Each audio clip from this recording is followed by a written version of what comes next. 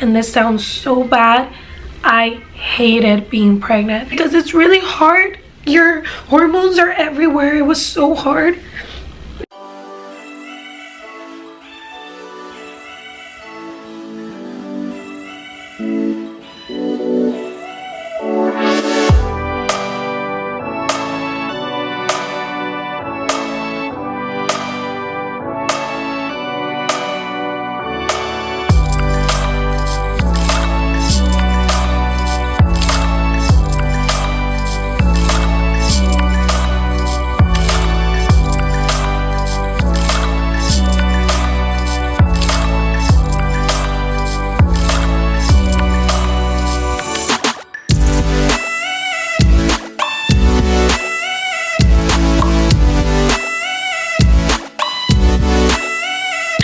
Hey fam, and welcome back to our channel. Are you guys ready for today's video? And if you guys are ready, give this video a thumbs up. Don't forget to subscribe. If you aren't subscribed, what are you doing? Come join our fam. All right guys, before we start, I'm gonna give you guys a quick 30 seconds run. Go get you your snacks, go get you your drink, go get you whatever you want to do. Get it right now because we're about to start a story time. Today is like a story time slash chit chat. So today we are going to be talking about something that's a little bit more on the serious side, but I also want to make it like interesting so you guys can like appreciate what we're talking about. So we're going to be talking about my reaction to being pregnant. No, I am not pregnant right now. My reaction to being pregnant with Jaylene and how that went, how motherhood was for me. We're going to be talking about postpartum depression, just the struggles of being a mother. And if you guys are interested, let's start. If you guys aren't interested in that, if it's too much for you, I'm sorry. Still watch it though. It'll be interesting for you to learn. So, a lot of people asked if Jaylene was planned, and no, Jaylene wasn't planned. She was in the plans of the Lord Jesus Christ, but she wasn't in our plan. Reason being is because I was still studying. I am still studying, and I wanted to be able to graduate and then focus on a baby, you know, just to make life easier. But it's okay, you know, we learn, we grow, we get stronger every day. So I had been sick, terribly sick for like 3 or 4 months. This is crazy, but I still had my period, so I didn't know I was pregnant. You know, I still got my period, so how am I gonna know I'm pregnant? But I was feeling really sick, really down. My head was always hurting. I had diarrhea, constant diarrhea, guys. Like, so then I went to the doctors, you know, to see if I was missing like vitamins or whatever. I ended up taking a pregnancy test. I was trying to figure out what was going on. I didn't throw up, but I always had diarrhea, everything. They were waiting on my results. I took a pregnancy at home, and bada-bam, I was pregnant. And in that moment, I kid you not, we were both in the restroom, me and Jacob, and I grabbed the test and I read it, and I was like, am I reading that right? Jacob and I were like so shocked. We didn't know how to respond to it. I remember him hugging me in the bathroom, and I was just there, and I was like, what are we gonna do? Not because I didn't know, I didn't think that I have the most amazing man to have a baby with, not because I didn't know that he would be an amazing father, but because I had so much planned for my life. I was scared. I was scared that all of my plans and everything I've ever wanted in my life and everything we wanted to do together as a couple would just be torn away from us because we were gonna have a baby. And I don't want people to take it the wrong way, okay? Because having a baby is a huge blessing, but it also has so much responsibility that you have to take in. So if you have the chance to wait on it, and if you don't, then that's awesome too. And it really didn't process until maybe a month later, when we actually heard the heart. That's when it started to hit me that I was pregnant. My belly didn't start showing till I was like 6 or 7 months. When I was 8 or 9 months, that's when you really could see my belly, and at 9 months when it kind of popped. But throughout, like, nobody thought I was pregnant until I was like 6 or 7 months. People thought maybe I just got pregnant, maybe, you know, maybe I was just gaining weight, because I didn't look pregnant. And we didn't tell so many people. We just kept it within immediate family and friends because of our situation, because we were still processing. Don't get me wrong, every time that we were at home and I would see Jacob like kiss my belly and talk to the baby, oh my gosh, my heart melted so much, because I was like, he's gonna be an amazing dad. Oh my gosh, why am I crying? Sorry guys, let me drink some juice.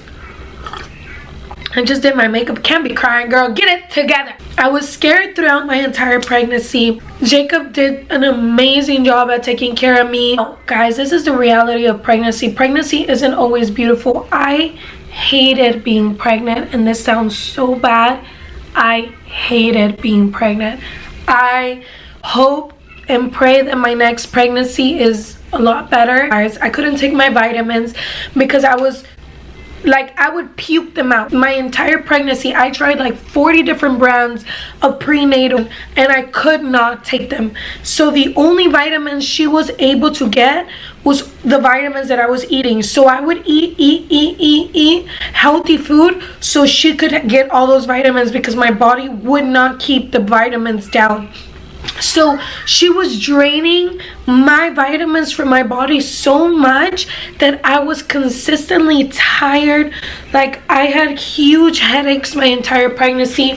I felt so down. My skin started feeling so horrible. That's when I started my journey with makeup, because I would use it to cover up how my face and my skin were just destroyed. I had lost so much iron in my body that I was anemic, and she prescribed me really high doses of iron, so when I would give birth I wouldn't need a transfusion because it was that bad.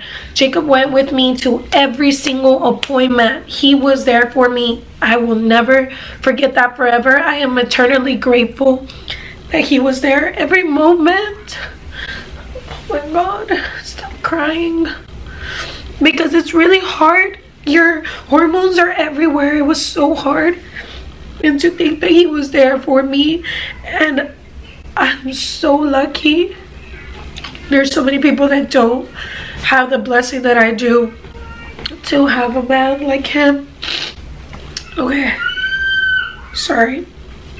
Sunday, I was laying down on the bed and I felt water come out, and I was like, oh my God, I feel like my water broke. I was like, I know I didn't pee on myself. Girl, I ain't that nasty.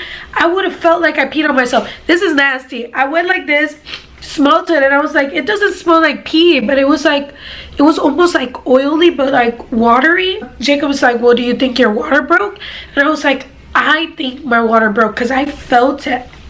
So then I made an appointment for Monday, because usually they say wait to see if you get contractions. I didn't get any contractions, so I went in for Monday. On Monday, she checked my cervix. They go in to see if you're dilated, and she's like, oh no, your water didn't break. You probably just peed on yourself a little bit. I was like, no, like it didn't feel like pee. It didn't even smell like pee. She's like, you'll be fine, you'll be fine. Friday we'll make a sono. So on Friday we go in for the sono. The sono technician checks me, and she's like, hold up. And I'm like, what? What's wrong? Like, I was like really scared. And she's like, hold up, I have to go get the doctor. And she goes and brings my doctor back in, and she's like, she tells her something, and I'm not understanding it. I'm trying to figure this out. I'm scared. I'm trying to make sure my baby's okay. Like, my doctor says, well, you are having a baby today. And I'm like, what? What's going on? Your baby doesn't have enough amniotic fluid. Seems like you lost some, which is when your water breaks. And I told her my water broke.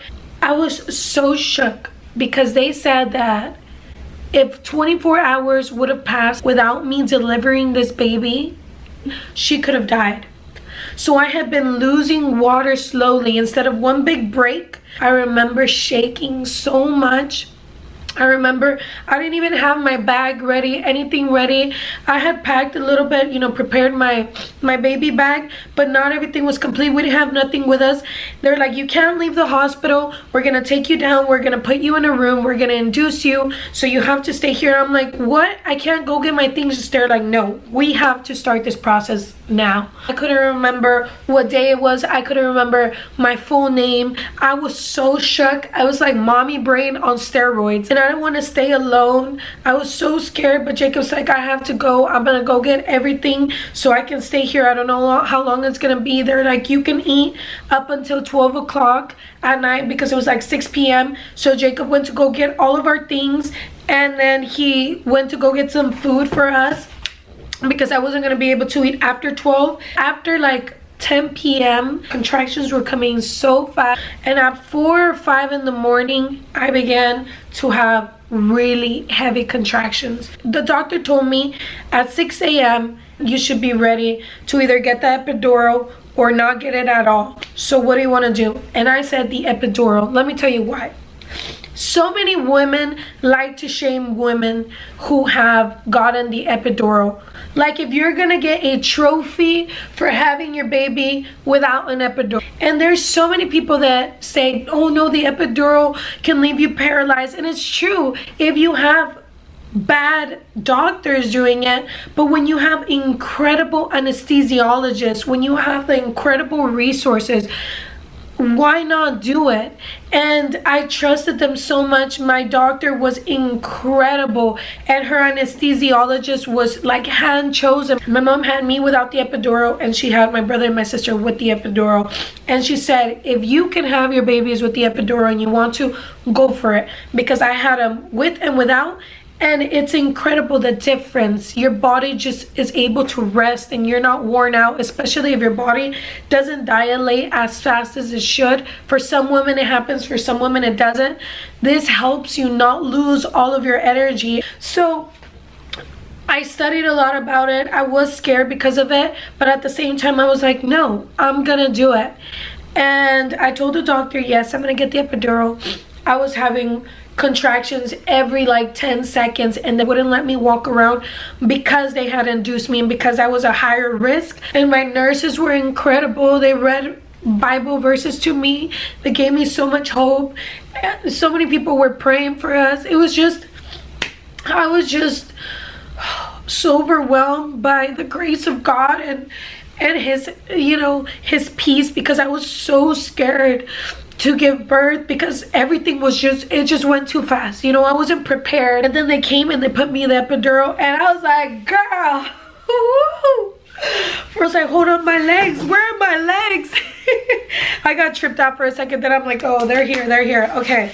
After that, girl, I was happy, man. It was my mom, my aunt. She's like my second mom, and I really wanted her to be in the delivery room with me.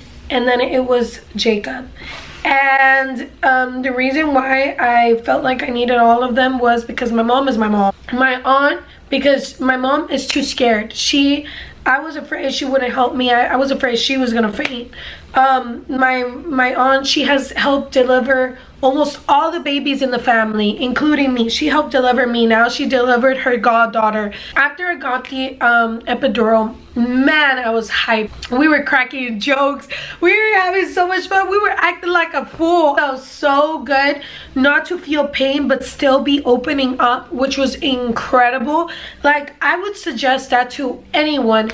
If you trust the people who you're gonna have your baby with, go for the epidural, because you can enjoy the process a lot more of birth when you're not, you know, going through so much. Oh my gosh, we were there having so much fun. We were laughing, we were singing, it was like a whole party in there. And then it was time to push. They were telling me, okay, you're getting close, you're at 10 centimeters. We're gonna start the pushing process. Well, they asked me, do you want to put a mirror, you want to see? I was like, girl, I ain't trying to see me. I ain't trying to see my hoo-ha opening up and my baby coming out. No, that's scary. It's scary enough to give birth. Now I gotta see myself. No. Girl, you know I don't look cute. How am I gonna look at that? No. I was too scared. No. They're helping me. They're holding my legs up like this. Finally, she comes out. The peace that I felt.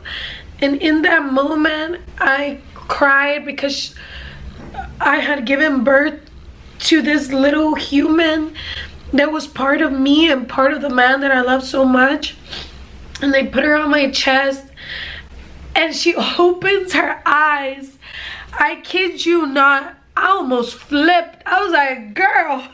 Babies are not cute when they're little. Angeline has such swollen eyes, but she has such big eyes. She looked like an alien. Her eyeballs were so black and so big. But she was still so little. She was so little. I kept her right here. She was so tiny. She was only 6 pounds 11 ounces because I remember praying to God. I was like, God, please give me a baby that has a small head and is little. Then I'm gonna feed her and make her really big, but just give me a little baby, okay? And her head was like lifted up a little bit like a cone shape because she had been in my cervix for so long, because she had already been down for like a month and a half there. She was ready to come out. She was a champion. This would be a whole video for another day about speaking to my mommies about breastfeeding and everything, but it was so hard. People don't say that, but breastfeeding is so hard. It's so draining. Your boobs hurt all the time. You have somebody basically chewing on them 24/7. It's hard, man. If you have a woman in your life, appreciate her, love her, especially if she has breastfed your children, or if your mother, you know, breastfed you. You better thank her. Go today, buy her some flowers and thank her for breastfeeding you. Anyway, a lot of people don't like to talk about postpartum depression. It hit me hard. Sometimes I would just cry for no reason. I don't know if I can be a good mom to this baby. How am I gonna do this? I remember I would sit in my room and I would just cry sometimes seeing her. I gave birth to her and 2 weeks later I started class again. So I was in my room, I was doing online school, and I would be like, this is so hard. Like, why am I still doing school? Am I even gonna be able to graduate? Am I even gonna be able to do anything? I'm like, I feel like I can't give her a good future if I don't do school, but it's so hard, and it's so hard to be a mom. Can I even be a good mom? It was just so much, guys, and it starts messing with your brain. Postpartum depression ain't no joke, and I hated how I looked. I hated how I felt. I just didn't want to go out anywhere. I didn't want nobody to see me. I wanted to be by myself. You just don't get over it like that. I felt so lost in this life. I felt like I had no purpose. As she was getting older, it still was in my brain. It still was messing with me, and I have struggled with that for so long until like 2 years ago when I started doing my makeup and getting ready and feeling myself again. And then I started working out. I started working out about a year ago, less than a year ago, and I was like, I have to get back. I have to do this for my health. I started taking my vitamins every day, doing my makeup. My man did such a good job at treating me like an incredible queen. But I started praying so much, and I prayed every day for God to give me wisdom on how to be a better mom. How to be a better student, how to get my life together. And God just slowly started taking me out of that depression that was overwhelming me and breaking me down. The one that has made me realize my value and has given me, you know, my energy, my hope, my character back. You guys see how outgoing I am. I've always been outgoing, but during this postpartum time, it was killing me on the inside. Without God, without my husband, and my baby, who just, she would see me cry sometimes. She would come and hug me, or just to see her smile. Postpartum depression really breaks women. If you know, are going through it, you know, you can seek help and pray all the time. And find you something that you really love to do and take a moment to do that. And that's why a lot of people think I'm vain or whatever. And how is a mom doing her makeup or whatever?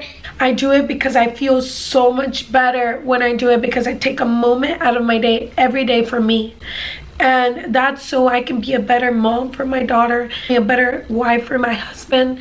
And I feel like that has helped me a lot to take the moment to work out, do my hair or my makeup. And that way I feel like I can be the best that I can be for everyone around me. And to other people, it might not be makeup, it might not be hair, but it might be, you know, drawing or crafts or videos or something. Do what you love to do. It'll help you gain strength. And like I said, prayer, because God was the only one like that began to change my mind and my heart and strip me from that depression. Because man, it was hard and I couldn't talk about it to anyone. I didn't even tell Jacob about it until not even that long ago. So, you know, because I was ashamed of it. And it's hard because people expect you to be happy all the time because you have a child and you have the blessing to have a baby. And it's true, but at the same time, it doesn't work like that. Not everybody is going to be happy all the time. And sometimes we shame them for that, and that's not how it should be. We should help them and lift them up and check up on our mamas out there. And yes, I think that's it, guys. If you guys like this video, please give it a thumbs up. Don't forget to subscribe. Leave it down in the comments below if you have any questions for me that you would want me to answer, or if there's any other topics you guys would like for me to talk about, or for Jacob to talk about. We can do that for you guys. We love being able to speak to you guys and being able to share our entire lives with you guys. And we're so open with you guys because people in this world need to know the reality of life, and we want to be those people. And we hope we can bless you with what we do. And we love you guys, and we'll see you guys next time. Peace.